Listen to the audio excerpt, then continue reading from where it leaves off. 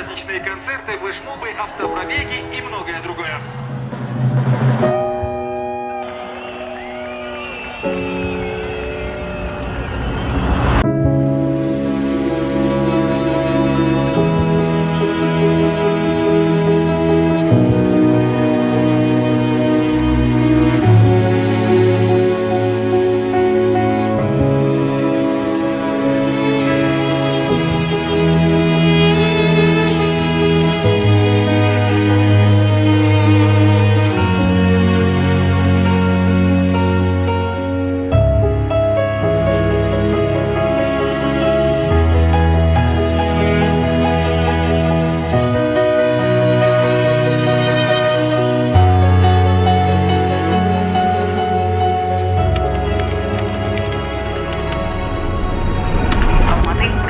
Лидировать по суточному приросту заражения коронавирусом, и специалисты опасаются, что после праздников число заболевших может резко возрасти.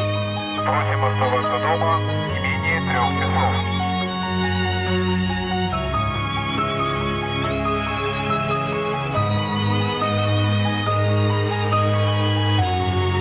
Пели главную песню страны, каждый на своем балконе поняли: вместе проще, вместе мы сильней.